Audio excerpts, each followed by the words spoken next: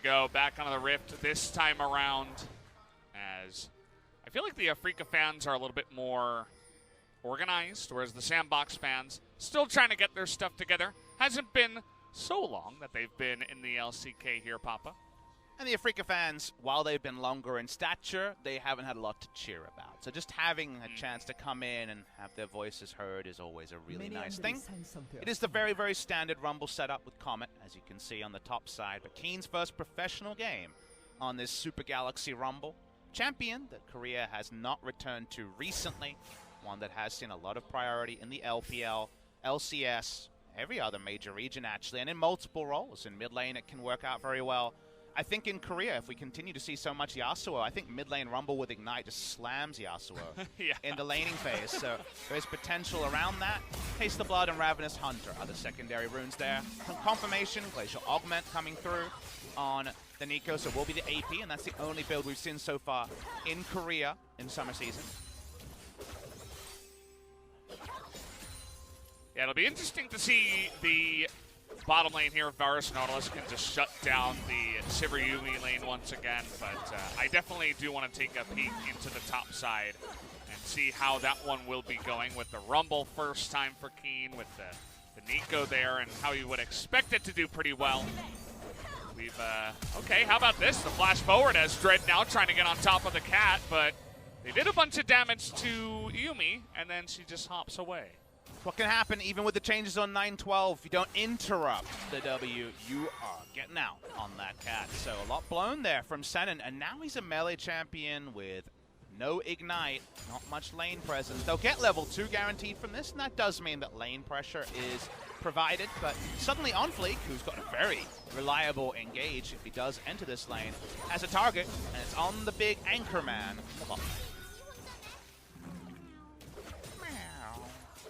I just heard it. It's so loud. How can you not repeat it? It's so cute.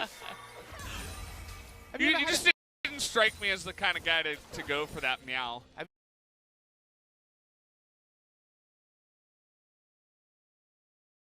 you ever had a cat?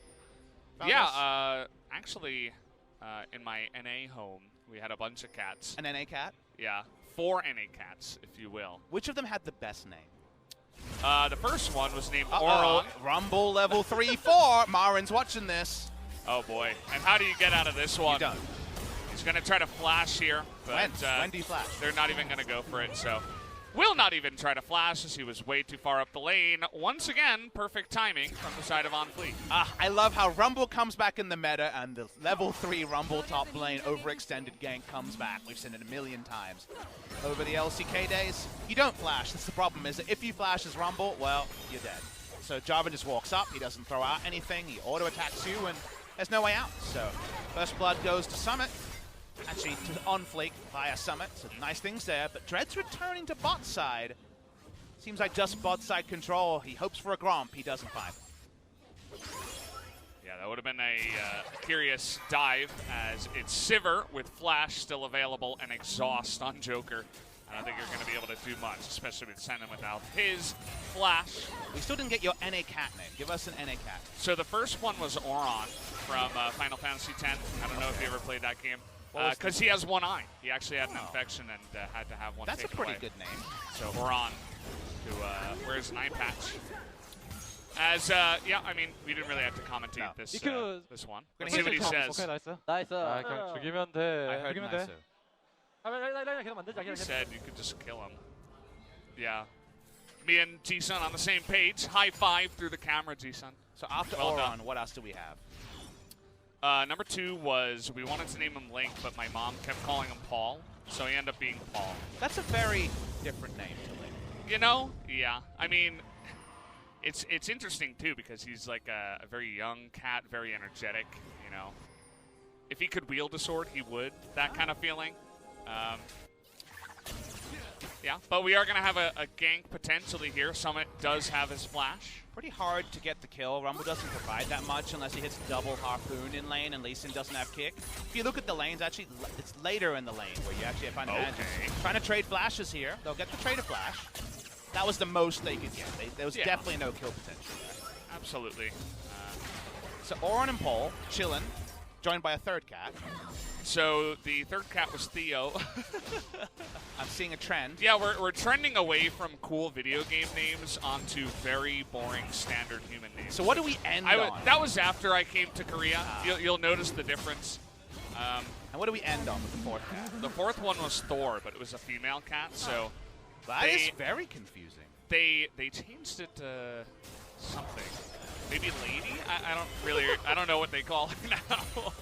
As there's some NA naming for the NA cats there, I think. Yeah, I don't know. I wasn't satisfied with the latter half, but Oron was a good name. That was by my brother. He actually thought of it. We're both big fans of Final Fantasy X.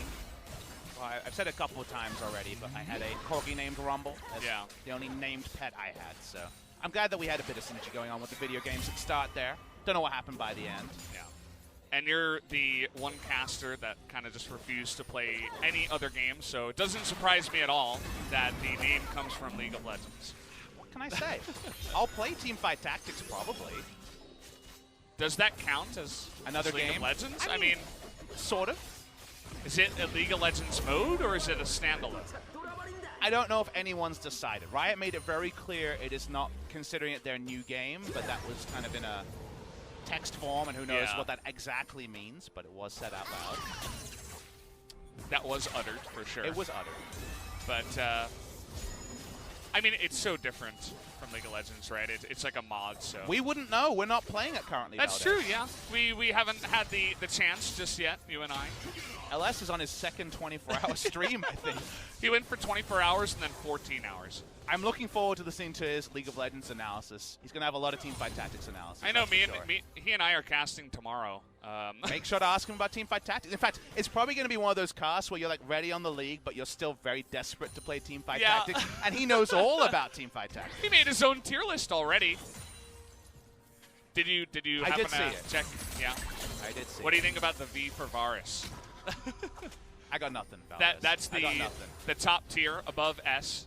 I thought it couldn't get any higher than that, but... I want to see an S-tier gank. We're going to see some meetings of the mind. Uh-oh, zoning Q there from Dread. That deserves 2 letters, N-A. Come on, man. We can't make... I feel like we have, like, a maximum. You know how there's, like, 1 swear per, like, PG-13 movie? Yeah. We're not doing very well internationally, so... I know, that's we can only... It's 1 NA per broadcast. That's all we got. It's definitely hard. We're definitely also losing the ability to call out other regions at times, as we're thinking about a bit of damage here on an aiming. Chains of Corruptions will just sail out into the wind. But aiming takes a bunch of damage, as that was just an ult to force him out of lane. And in very kind of wordless fashion, Sandbox are up, close to 1,000 gold, 800 at the present. A lot of close things happening here, but we already talked about how Rumble would struggle, down 10 CS, not terrible by any means, but not going to be a priority lane. Azir actually does win the priority war against LeBlanc at a lot of levels. You need to start corrupting potion, because whenever you poke as LeBlanc, you're going to take some Sand Soldier damage, so a little bit of advantage there, but bot lane going better than expected after the trade, as mid lane, not really a trade, just W's in the face. Oh, trying to force that soldier out. Nice little trade here as on fleek and Dread are very nearby, both level 6, if any gank does come down here. The lanes really do swing for a freak of post 6 when Lee Sin comes in with his ultimate, and there is playmaking ability. The 4-6 was very little pressure from Dread, who's lying in wait. Oh, and now trying to bait in the Lee Sin as Senin is nearby. Who's baiting who? As Freaka were ahead of the play on that one. No action really happening, so just a bit of rotation as that Rift Herald is about to spawn. Just an aiming, wave clearing, and not often you see a Yuumi on the roam, and actually Joker rushed Moke boots in this game. You sometimes see Yuumi snuff finish boots, so I should mention that this is a Yuumi with map pressure. You never, ever see this. That's a lot of gold, too, to go into. I think it's 900 It's almost like, total. You know the meme every time Cassiopeia plays is with, no boots lull? Should the Yuumi meme be like boots lull? I mean, it is, right? We're kind of lulling at this decision. I don't really get it. I mean, he was there for the mid lane pressure where they didn't really need him. This cat's just going on adventures that the cats don't normally, Valdez. That's all we know. This is a KR cat for sure. as no other region would dare go for this. As now we're going for the Rift Herald. Afrika thinking about getting in here, but on fleek going for the big Cataclysm as now Nico comes in, and they're just laughing at that Rumble ultimate, saying, nice job, buddy, that didn't do much at all. They get the 2 kills, and Senin just ulted a Sivir with Spell Shield. I feel like that needed aiming to be throwing out his ult to work. He's upset. I'm upset also, Valdez, as we're going in. And they're not done here, as Sandbox really want to extend their lead, but on fleek takes a little bit too much damage. And the stopwatch very valuable this early on for these team fights. I understand why Sandbox went in, right? They just saw the Nautilus ult down, so they thought they could pull something off, but stopwatch gets some bazinga value. It's double stopwatch has been blown now between Varus and Nautilus, and that's just after the 10-minute mark. I feel like the Rift Herald fight kind of does herald my worry is that the Rumble kind of lack of synergy with the rest of the team in terms of team fighting ultimacy. Like, it could work, but it requires a lot of angles. You kind of see a lot of precise things being needed. Meanwhile, Jarvan ults, that creates a terrain, and then Summit dunks it down. It's kind of very straightforward there. And Sandbox can play side lanes very comfortably. So I feel like Afrika needs to convince us in some of these plays. They don't get the Rift Herald. They do actually take the first Drake of the game. It is a Cloud. And sorry, I misspoke. The Rift Herald was claimed even if the team fight was lost by Afrika Freaks. It was a good smite by Dread, I think, as we'll take another look at this. So in these moments, we don't get the alert that actually went to 1 health on the Rift Herald. That's why I missed it there. Who even took it? Could have been the Rumble. It could have been a stiff breeze, actually. I'm not 100% sure on that one. Coach H-Dragon feeling pretty great about this one, as he always is. I love how steely. I love the audio. Everyone else is. Yeah. No, yeah, everybody else is just kind of like... They got the one coach that's already pulling off. Where are you going, Joker? What is... Oh, he's got the boots, right? He's trying to get away as he's going to be kicked in the face. Nice boots, lol. Says Dread. Not sure where he was going, but I guess he was really trying to make the use of that extra movement speed. I like the big cup of haterade you just sip from with your nice boots, lol play-by-play call. Well, I mean, I'm not a big fan. I'm not honestly a big fan of Rumble into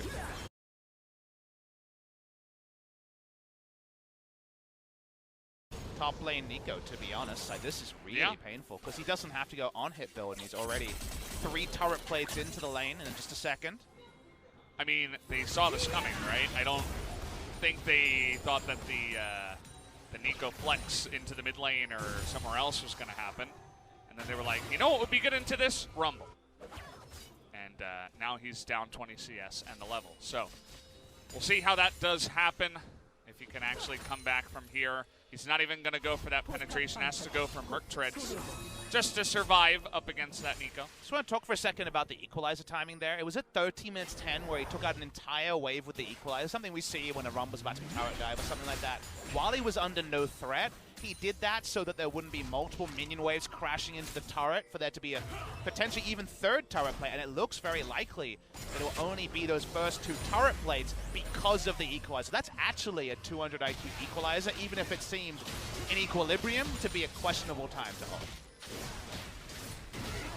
Just keen things. He knows what he's doing. He's got his timings down.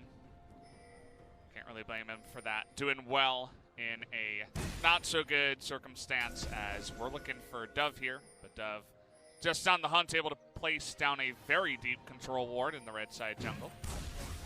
Dove pokes out, and eventually will take a place in the side lane. Not a TP LeBlanc, champion that is a little bit more safe in that lane. Nico continues to push. Dreads searching. First kill was easy. It was a Yuumi with no base stats behind her. See what happens here. Spotted on a ward moving bot side. They have 2 control wards in a pretty good spot, but you're not going to avoid all that vision. And on fleek, just standing here is aiming. I don't understand what it is about these 2 players trying to use their abilities against the Sivir when she has her spell shield up and then missing anyway. Aptly named as aiming. This is the one I would go for on the play-by-play there. Yeah. Some of the synergy between the Nautilus Varus, you know, whether it was the attempt on the Sivir in mid lane or that one has been off, is a bit of a nice hello. Cup of water thrown in the face of Yukal, below 50% HP. Telling him to wake up. So Unfleek has been hanging around this bottom side for quite a while. There's no Drake or anything, but this turret did take a bit of damage earlier on, so perhaps they're going for that. There is the turret play confirmation. Only 2 for the Nico in the end. Couldn't get that standing gold in the third. 3 already for UCAL in mid lane after some roams. A lot of people lying in wait. A lot of ships in the night here around the bot lane. Very obvious lane for a Freaky to play around because they have very high single target damage and guaranteed engage if Nautilus begins it. They're going to be warded away with Aiming's ult still on cooldown. Yeah, they're just so fast. The Ghost Joker combination that I think it's going to be incredibly hard to get on top of them, especially when you have on fleek just kind of camping your lane for the majority of this game. And if you're wondering why we're seeing some more unique top laners, first Rumble of the LCK this week versus Sejuani in the first game. Speaking of Rumble, even without that vision, able to land the combo, trying to get that flash to happen. And here comes Dove, and Keen is 1v3, caught out. He's going a little bit too deep into the enemy jungle. The bot lane camp ends, and there's a kill to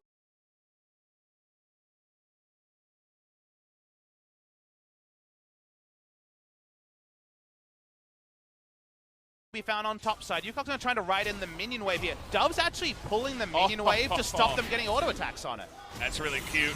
Is it going to matter, though, as everybody's down here, and now everybody's rooted. But we're trying to get on top of this LeBlanc to flash on in, and they will. Freaks. That was a pretty incredible trade here, as we're going to take a closer look now. And it's almost like the smart move from Dove to try to pull the minion wave into the final chapter, baited Sandbox. Wait, they're standing in the line. Nico can blow them up, and there were low health bars to understand that. The snipe in the back line was LeBlanc, and the thing they didn't consider was if the turret does go down, the Sun turret just gets set up straight away, and suddenly multiple different areas are out of position. I loved that Burst Divide, where UCAL's just like, no, I'm going to save my support. There's not much you can do after the Jarvan induced his entire combo. So definitely a team play there overall. Even Dread flashing in to get the LeBlanc low enough for Aiming to finish her off. And while he hasn't had fun with the Chains of Corruption, he has a boatload of items right now. He has already 2 big items and soon to be Berserker Greaves behind it. So this is a very powerful Aiming. And you look at Sandbox's comp and you say, Jarvan, Nico, maybe they can do a number on Varus. And in the late game, with the movement speed, you can just rush in from different directions. But if he stands and fires, he will be doing huge damage. May not be under the most pressing threat if Jarvan can't close the distance. And the Varus pick came out relatively early, was picked 3rd, so in the 2nd round for the blue side, alongside of the Nautilus in the bottom side. That's after they saw the Yuumi and the Nico. They said, you know what's good against Yuumi? We're going to play the Varus. The laning phase was actually in favor of Ghost and Joker, but afterwards, once they grouped up, Aiming has been able to get a lot of work done. You can just stay out of interaction range. That's usually the right way to go for laning phase, right? She's so unaccountable with her ability to leash and the prowling projectiles trolling you wherever you decide to stand, that they were able to pick their moments largely and stay relevant. But Sivr's also got a farm, and Sivir is a win condition in and of itself. We like the team comp from Sandbox. The game goes on, should have a lot of options if it's not poked out by something like the Varus and the Azir. So given all of that, the game is very finely balanced. I'll take a game with no meaningful gold lead between 2 of our best teams in Korea at 20 minutes. I mean, they were fully even, absolutely even, whatever you want to call it, in the gold. So looking like a very close game here, and it is going to be Aiming's chance to redeem himself after the last game where I wasn't super satisfied with the arcane chips from the side of his Ezreal. And what we can say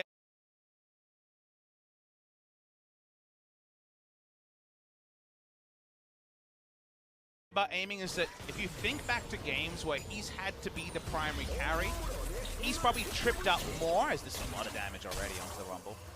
He's probably tripped up more than most of our other 80 carries. I can think of at least 3 or 4 games in his career already where he had a lot of kills, but they couldn't convert that, and he would make a positioning error or not be able to get the damage required. So I would say he's not the most trusty investment in a league where you have the likes of Deft, Ruler, and other hard carry 80 carries.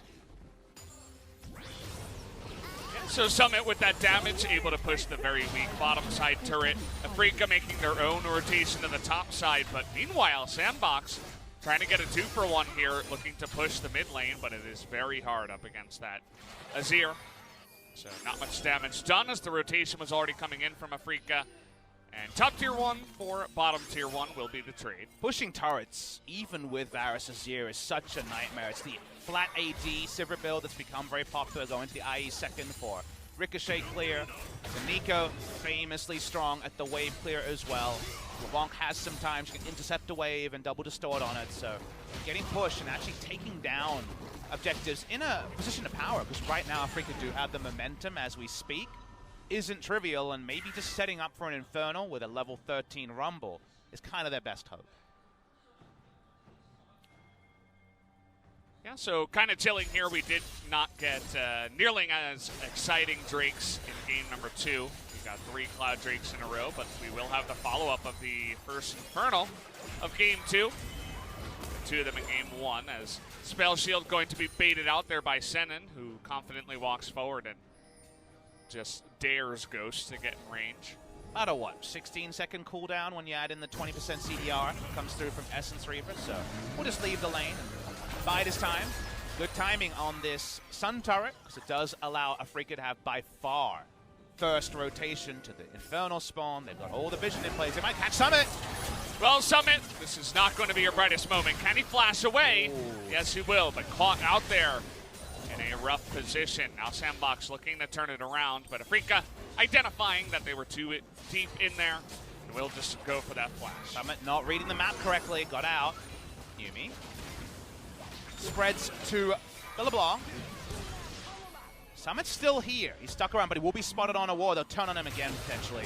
Yeah, looking for this one, and now he doesn't have his flash. Not much to say about that one, as on vision with that one ward. And with that pick, that just means that Afrika pick up a free Infernal Drake as their third of the game. Very, very greedy for Summit to stay and try a second flank without teleport. He had a ward that just timed out towards the minimap around the Raptors of Afrika Freaks he could have teleported to, kept it alive and gone for that. Instead, he tried to stick around in an area where they have no priority. So just really, for a second time, being stubborn on this flank, loses Sandbox Gaming, the first Infernal of the game. Yeah, just a little bit too greedy there, as you mentioned. Trying to get in position, going to easily shut him down. But these teams still very even in this game. It is only a 1,000 gold difference. With that one kill in the Infernal, it's not like Afrika are going to be able to rush off to the victory and take this one away.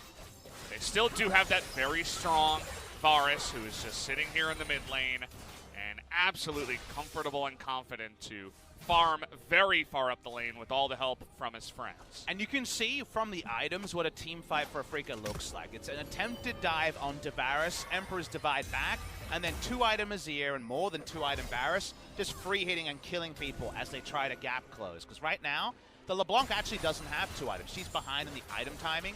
And while Equalizer doesn't have that much oomph behind it, it's only 1 instance of flat pen and working towards the Leon.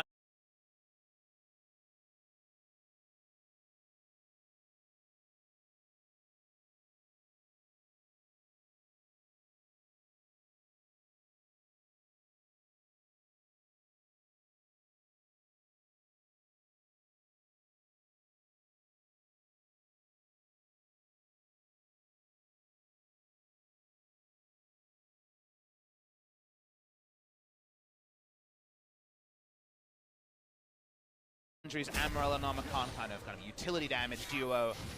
Rumble has just a cheaper build.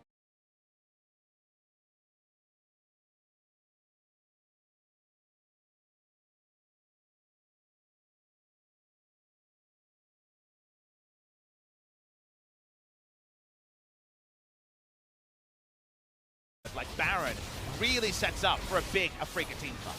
Well, they have the flag from the side of Jarvan, but Afrika just stubborn about it. They're going to continue on. They have Azir and Varus, and they're pretty fed. Senin going to try to knock up the Jarvan here, and he's going to be able to get in, but the kick gets him out of the pit.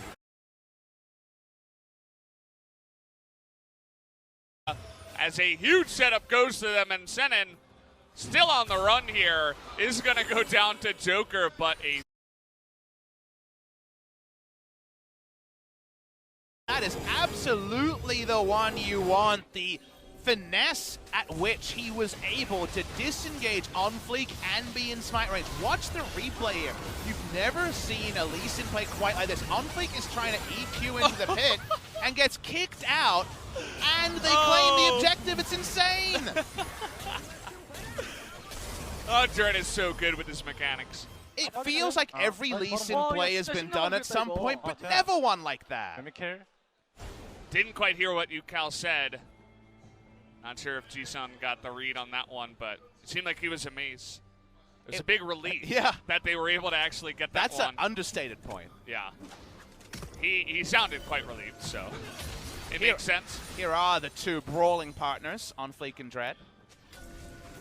Dread just thinking about it, but not going to make that Lee Sin play, as he already made the one Lee Sin play that should get him the MVP of this game if they do end up winning. As now moving forward, Dread going to be caught by the LeBlanc, but so is the Nico. Keen on the outside is going to throw that down. And look at the burst damage just come down on the two of them. And that was all aiming and Keen together, just able to smite them from the skies. As 2 kills and Afrika are on a roll in this game. This Baron buff is getting them huge inroads. They should break the base on the first Baron. And this is from great play from Afrika. It looked tricky for them from the drop, but they're making it work in very impressive fashion, forcing that game 3 we all want to see. Dove just kind of hanging around. Not much that he can do here against those Baron minions. Ghost can't be in 2 lanes at the same time, and Yukal is a pushing monster. So with 2 members down, going to be incredibly hard for Sandbox to do much against this. They're going to forfeit the mid lane turret to Yukal, but then they are just going to go for a back, as actually a lot of poke damage did go down onto a couple of the members of Afrika.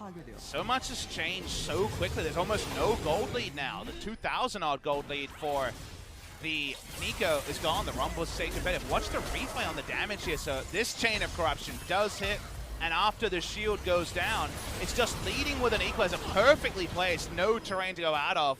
Instant explosion. Summit joins his top laner in the Grey Health Chamber. Grey Chamber, I should say. No Tom Kench in this game. And now Afrika, they're just looking to break that base. They didn't do it on the bot side. They did temporarily reset, but they got so many turrets. A 4-turret lead. As now we're trying to bully the Jarvan again, as Dread just laughing in the face of the LeBlanc as she can't do anything. The flash is going to get that response out of Ghost, but that will make this push quite strong for the side of Afrika after taking out on Fleek again. Up on the bot side, pokes, but can't do any damage to Keen. He's been a bit behind in LeBlanc items so far this game, and it's hurt them. Angie-Veil up on Yukal, can't assassinate him. Trying to walk to the side, trying to buy time. 15 seconds.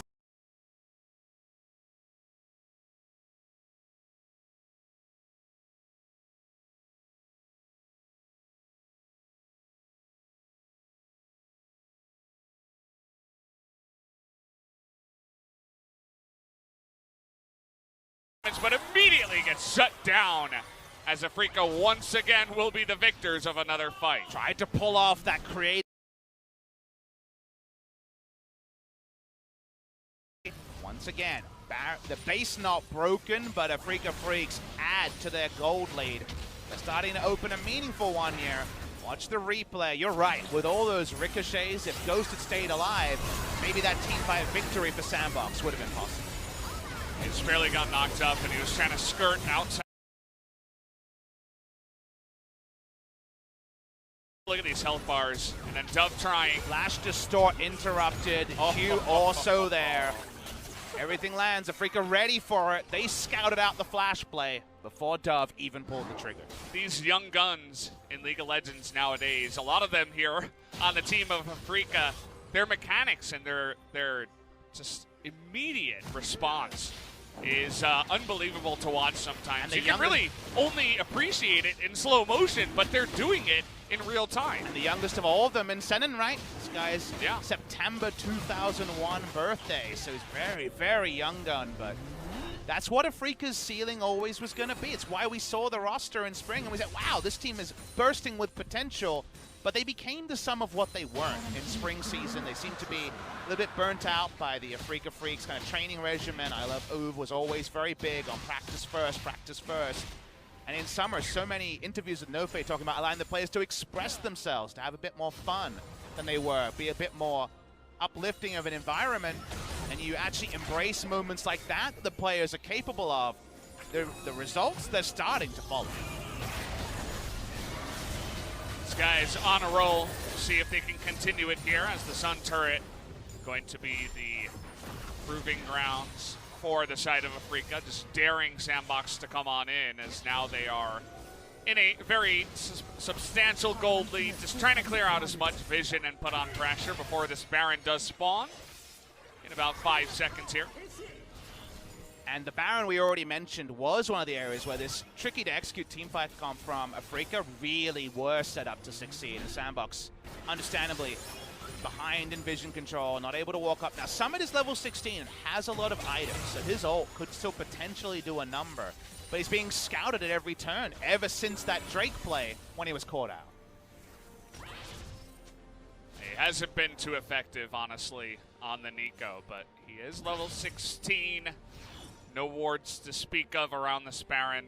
Afrika have been very meticulous about denying as much as possible, but there is one in the Baron pit for now. We talked about how we wanted to see kite-back plays from Afrika to turn around engages. They also have items to complement that. More Malmortius, Banshee Veil on their 2 consistent damage carries, a Zonia's, a Hex Drinker. They seem to understand they'll take some damage, but they know their turn potential is insane. They walk up, want to break this inhibitor. Hard for Sandbox to do so much other than fully engage. On Fleek from behind, trying to get that AoE damage. They bait out the ultimate from the Nautilus. Here comes On Fleek, able to dodge actually a bunch of abilities. He's still waiting there on the flank, but not wanting to pull the trigger just yet. As he is, okay, Dread on the chase here, but doesn't quite have that energy, but he's gonna kick him in, and the follow-up's gonna be good as Dread with the stopwatch, but the flash on in as Nico with the huge damage. Trying to get it done as once again the distortion, this time not going to be interrupted, but it doesn't matter as UCal is still alive, and Sandbox in that one desperate fight are not able to do enough. Fishing for that big play, but the moment that Sipper walks up to try to back it up, killed where she stands. Afrika Freaks will win and force the game number 3. It's exactly what we expected and exactly what we wanted after these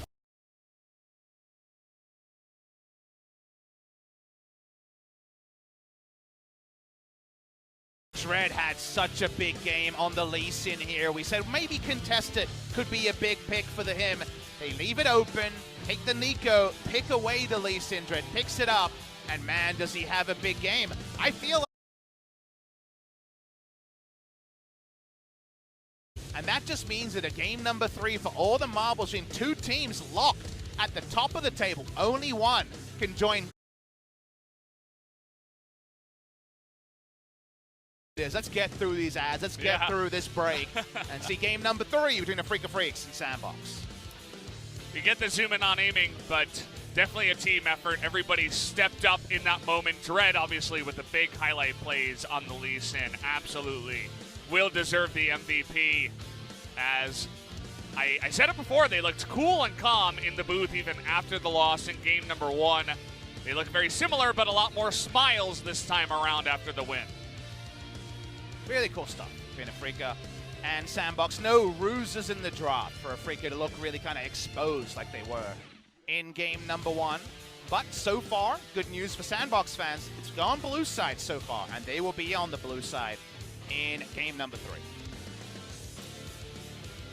So, please give the MVP to Senate. It's him or it's him or Dread, right? For this game number 3. I think both could definitely be understandable, and that slow motion play does bring up his case. Yeah.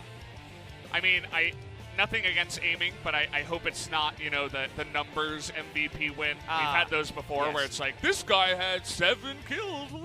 But Showmaker's also sitting there being like, come on, guys, I got 2 pentakills, 1 official, the other 1 unofficial, and no MVPs. So I feel like we may have gone too far. Science has gone too far, Valdez. I know.